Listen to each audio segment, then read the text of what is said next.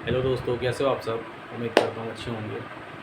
वैसे इस टाइम गर्मियों का तो माहौल बहुत ही ज़्यादा गर्म है। सब तरफ ताबड़तोड़ तरीके से गर्मी पड़ रही है और आप भी कहीं ना कहीं इस गर्मी से थोड़ा परेशान हो रहे होंगे, लेकिन सब्र करें। कुछ दिनों के बाद बारिश का माहौल आएगा तो मौसम भी ठंडा हो जाएगा और आपको अच्छी खासी राहत भी मिलेगी। खैर, मैं आज आपके सामने एक ऐसा फेमस टॉपिक लेकर आया हूँ जिसको आप बहुत दिन से सुन रहे हैं, देख भी रहे हैं, समझ भी रहे हैं, लेकिन आप उसके पीछे का जो बैकग्राउंड है उसको शायद बहुत कम ही लोग समझ पा रहे हैं। और ये एक जगह मैं बात नहीं कर रहा हूँ, ये बहुत जगह या यूँ कहने कि अपने पूरे देश में ये चीज़ एक स्कैम के तौर पे चल रहा है, जिसको आप समझ नहीं पाते हैं। हम यूँ समझते हैं कि भाई ठीक है, किसी का कोई विवाद था या किसी का कोई आपस में कंपटीशन चल रहा था, उसमें उसने जो है एक दूसरे को मार दी थी, कहानी ख़त्म, दैट्स ऑल। लेकिन आज आपको मैं वो चीज़ें बताऊंगा जो रियल में हमारे आपके हर तरफ ये चीज़ देखने को मिलती है। हम समझते भी हैं, लेकिन जब हमारा काम निकल जाता है तो कहीं ना कहीं उन चीज़ों से वर्कआउट कर देते हैं कि भाई ठीक है, काम ख़त्म, बातें क्या करना है। चलिए, मैं आपको ज़्यादा वक्त न लेते हुए आपको मेन टॉपिक पर लेकर आता हूँ। जैसा कि जो भी लोग सोशल मीडिया को ज़्यादा यूज़ करते हैं, यूट्यूब पर कहीं ना कहीं एक्टिव रहते हैं, वैसे भी इस टाइम गर्मियों का दिन है, छुट्टियाँ चल रही हैं, तो कहीं ना कहीं जो अपने छोटे हैं वो तो प्रॉपर छुट्टी पर ही हैं, और बड़े भी कहीं ना कहीं अपने आप को टाइम देकर सोशल मीडिया का इस टाइम, क्योंकि हमारे देश में चुनाव भी बहुत ज़ोरों शोर पर है, तो कहीं ना कहीं लोग सोशल मीडिया पर एक्टिव रहते हैं और आए दिन नई नई चीज़ें देखते हैं, सुनते हैं, कुछ पोस्ट भी करते हैं, पढ़ते हैं, सारी चीज़ें चल रही हैं। इसी पर मैं आपको एक दिल्ली का बहुत फेमस मैटर है वो बताने वाला हूँ, जो कि आप बहुत दिनों से देख रहे हैं। एक वड़ा पाव गर्ल के नाम से एक मैटर बहुत दिन से चल रहा है। इसका नाम है चंद्रिका। जो लड़की वड़ा पाव का स्टॉल लगाती है दिल्ली में, उसका नाम है चंद्रिका। आज आप देख रहे होंगे या पिछली कई ऐसी दिल्ली से ही वीडियोज़ आ रही है, जो छोटे बड़े यूट्यूबर वहाँ पर जाते हैं, वीडियोज़ बनाते हैं, वीडियोज़ वायरल करते हैं, कुछ कमियाँ बताते हैं, वो अच्छाइयाँ। तो आप कई दिन से ये देख रहे हैं कि उस एक अकेली के पीछे आए दिन कोई ना कोई पड़ा रहता है पीछे, कुछ ना कुछ विवादों में उसको फंसाए रहते हैं, कुछ ना कुछ चीज़ों में इन्वॉल्व करते रहते हैं, आए दिन नए नए ब्लेम लगाना, सारी चीज़ें हर तरीके से पूरा एक कहते हैं ना कि षड्यंत्र रचा जा रहा है। तो वही वो अकेली लड़की के साथ में किया जा रहा है, जो कि आपको पता होगा पहले वो जॉब कर रही थी और उसकी फैमिली में एक छोटा बच्चा, उसका देखभाल कौन करे। सर्विस पर होके बच्चों की देखभाल कर पाना थोड़ा सा जो है कॉम्प्लिकेटेड हो जाता है, तो उसने अपने कहीं ना कहीं जॉब से को रिलीज़ किया, जॉब को छोड़ा। अब हम एक ऐसा बिज़नेस करेंगे जिस पे कि हम जब चाहें तब अपने बच्चे को आके देख सकते हैं, या कुछ भी ज़रूरत पड़ी तो अपने घर को भी देख सकते हैं और अपने काम को भी देख सकते हैं। तो इसलिए उस लड़की ने अपनी जॉब को छोड़ा, या यूँ कहने छूट गई, जो भी आप समझ लें। उसने अपना एक बिज़नेस स्टार्ट किया। जैसा कि हमारे देश के प्रधानमंत्री जी जब देश के पीएम बने थे, तो उन्होंने ज़ोरों शोर से नारा लगाया था कि अपना स्वरोज़गार, अपना रोज़गार, अपने देश में आप खुद के मालिक बने। तो वही उस लड़की ने अगर स्टार्ट किया, या बहुत लोग अपना रोज़गार कर रहे हैं छोटे बड़े चीज़ों से, जिसका जैसा बजट वैसा वो अपना रोज़गार कर रहा है। तो उस लड़की ने भी एक अपने मन में एम बनाया कि भाई हमें ये चीज़ें हैं मेरे मन में, इनको हमें स्टार्ट करना है, उस पर जम के मेहनत करनी है, बाकी का जो भी रिज़ल्ट होगा वो सबके सामने आ गया। और ऐसा ही हुआ, उसने अपना एक स्टॉल स्टार्ट किया, वड़ा पाव उसने जो है बेचना स्टार्ट किया, जिसका यूँ असर हुआ कि पूरे दिल्ली से लेकर बाहर तक के जो भी लोग आते हैं जाते हैं, जिसको पता है वो एक बार वहाँ पर विज़िट ज़रूर करते हैं, वड़ा पाव खाते हैं। बहुतों को उस लड़की के हाथ का बना हुआ जो वड़ा पाव है उसका टेस्ट यूँ अच्छा लगता है कि आज का हाल ये था कि अभी तक लोग टोकन ले लेकर अपने नंबर का इंतज़ार करते रहते हैं। तो ऐसा तभी होता है जब आप मेहनत करते हैं, आप सही होते हैं, तो लोग आपके पास दूर दूर से आते हैं। लेकिन वहीं पर आसपास के जो छोटे बड़े या स्टॉल वाले जो रेडी वाले थे, उनको ये चीज़ नागवार गुजरने लगी। आए दिन उस लड़की के ऊपर प्रेशर बनाया जा रहा है कि ये ऐसा है, वो वैसा है, यहाँ पर मत लगाओ, वहाँ पर मत लगाओ, हर तरीके से टॉर्चर किया जा रहा है।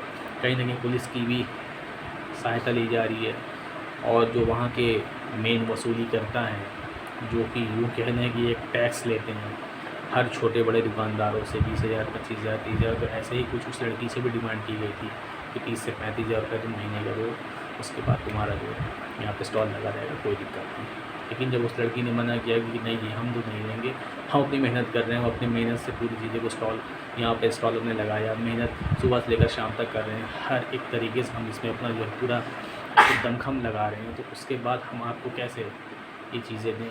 आज आप 30,000 35,000 डिमांड करें, कल आप और डिमांड करेंगे तो हम कहाँ से दे पाएंगे?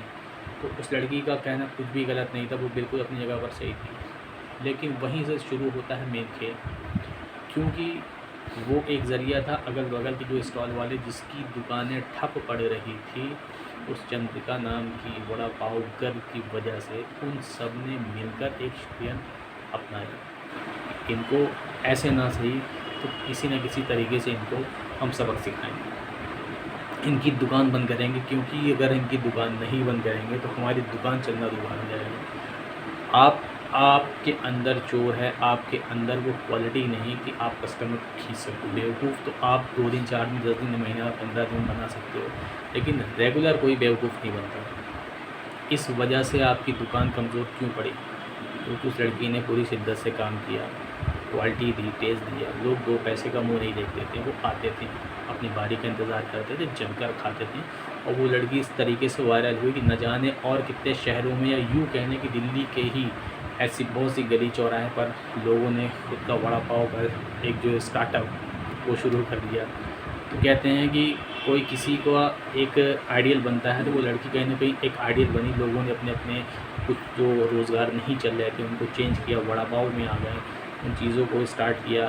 कुछ लोग ग्रोथ भी कर रहे हैं, कुछ करने वाले भी होंगे, लेकिन यहाँ पर इस लड़की के ऊपर आए दिन कोई ना कोई मैटर को लेकर उसको टॉर्चर किया जा रहा है, परेशान कराया जा रहा है। और जो एक मेन आपको मैं बता दूँ, जो एक स्कैम चलता है जिसको हम आप कह सकते हैं छोटी से लेकर बड़ी तक वसूली की जाती है। बड़े बड़े बिल्डरों से लेकर बिजनेसमैन से लेकर लोगों से भी वसूली की जाती है, जिसको एक कहते हैं कि बहुत बड़ी वसूली, जिसको कहते हैं बहुत बड़ा स्कैम।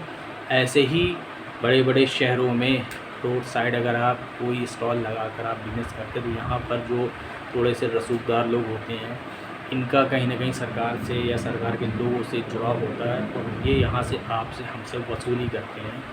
नहीं आप वसूली इनको करने देते हैं तो ये आपके पीछे पड़ जाते हैं, आपके पीछे आप एक्शन लेकर इधर उधर आपको इन्वॉल्व करके आपका धंधा स्टॉप करा देते हैं। तो वही इस लड़की के साथ में हुआ, जो अगल बगल के पट्टीदार थे, दुकान लगाने वाले थे, सबकी साजिश इस लड़की के ऊपर इस तरीके से चलाई कि आज वो लड़की जेल के सलाखों के पीछे पहुँच गई। देखा जाए तो कोई बहुत बड़ा मैटर नहीं है, छोटा सा मैटर है, लेकिन कहते हैं ना कि जब तक जिसको आप चाहोगे परेशान कर सकते हो, लेकिन एक दिन लौटकर ऐसा आता है कि आप खुद को गलत साबित पाते हो। लेकिन लोगों की आंखें नहीं खुलती, लोगों को लगता है कि भाई हम तो जीत गए, लेकिन आप जीत नहीं गए, आप हार गए। हकीकत में देखा जाए तो आप हारे, क्योंकि आपके अंदर दम नहीं था सामना करने का। सामने से आप लोग पीठ पीछे वार करिए, आपके अंदर वो दम होता, आप सामने से वार करते हैं तो आपकी जीत या हार आपको दिखती है। आपने तो कईयों का सहारा लेकर एक को जो है टारगेट बना के उसको जहाँ आपको पहुँचाना था आपने पहुँचाया। मेरा कहने का मतलब है कि देश में छोटे से लेकर बड़े स्कैम, छोटे से लेकर बड़ी फिरौती चल रही है बहुत दिनों से। जब से बीजेपी गवर्नमेंट आई, आपने सुना होगा कि इन्होंने कहा कि हमारे राज्य में जी कहीं पर भी कोई वसूली आप पाएंगे, लेकिन हर स्टेट में, हर राज्य में, हर छोटे से लेकर बड़े बिजनेस में ताबड़तोड़ वसूलियाँ हो रही हैं, और ज़्यादातर जो बीजेपी के अंडर हैं वही वसूली कर, जो सरकार के अंदर हैं, जो सरकार से जुड़े लोग हैं वही कर रहे हैं। यूँ कह सकते हैं कि जो पहले कुछ एक्स्ट्रा लोग वसूली करते थे उनकी दुकानें बंद हो गई हैं। सिर्फ और सिर्फ जो बीजेपी के अंडर काम करते हैं उनकी वसूली ताबड़तोड़ तरीके से चल रही है। हर सेक्टर में आप पाएंगे, छोटी वसूली हो या बड़ी वसूली हो, बड़ी रंगदारी हो, छोटी रंगदारी, हर तरफ इनके नाम के चर्चे। दिल्ली पुलिस इनके अधीन है। आपने एक लड़की को किस तरीके से परेशान किया, आप चाहते हैं तो आप लोगों को समझाते कि नहीं कि कोई लड़की अपने बच्चों को भी देख रही है, अपने बिजनेस को भी देख रही है, घर को भी देख रही है, बाहर भी देख रही है, उसको उसमें आप परेशान न करें। आपको उसको प्रोटेक्ट करना चाहिए, ना कि आप किसी विवाद के, एक छोटे से विवाद के चलते उस लड़की को आप आकर लेकर चलिएगा।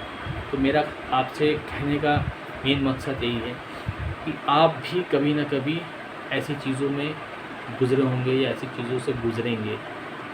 आजकल नहीं, ये सदियों का चला आ रहा है कि बिना आपको टैक्स दिए आप कोई काम नहीं कर सकते, चाहे वो सरकार टैक्स ले या सरकार के नुमाइंदे आपसे टैक्स लें, आपको देना पड़ता है।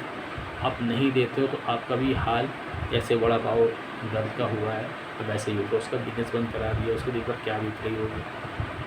बस मेरा ये वीडियो बनाने का मकसद यही था कि दिल्ली पुलिस, जो कि देश की कैपिटल है दिल्ली, वहाँ पर एक रोड साइड स्टॉल के मैटर को लेकर कितना विवाद हुआ। आज इनका जो मंशा था, क्योंकि मेन वसूली इसके पीछे थी दोस्तों, मेन वसूली। अगर वो बंदी उनको 30-35 हज़ार जो ये लोग मांग रहे थे, अगर वो देती रहती कोई विवाद नहीं होता, कोई तरह की कोई बातें नहीं होती। लेकिन उस बंदी ने अपनी मेहनत को आगे किया और वसूली को पीछे किया, तो उसका सज़ा उसको भुगतनी पड़ी। बस मेरा आपको यही कहना है कि ऐसे किसी के बहकावे में ना जाएं, आप सही की पहचान करें तो पहचानें कि वाकई में देश में लूट मार मची है। पहले अगर कुछ कम थी तो अब चरम सीमा पर है, क्योंकि अब एक ही पार्टी के आदमी खाते हैं। पहले तो हर पार्टी में थोड़ा थोड़ा बढ़ता था, लेकिन अब एक पार्टी के आदमी पर्टिकुलर हर तरीके से वसूली करते हैं, धमकाते हैं। हर डिपार्टमेंट में आप पाएंगे, education department, health department, food department, कुछ भी XYZ, कहीं पर भी आप जाएँ, भू माफिया हो या जो भी हो, बिल्डर, सब तरफ इनके ही बड़े बड़े आदमी आपसे वसूली करते पाएंगे। बस मेरा आपको ये कहना था, सही देखें, सही समझें और अपनी अकल का सही यूज़ करें, किसी के बहकावे में ना जाएं। धन्यवाद।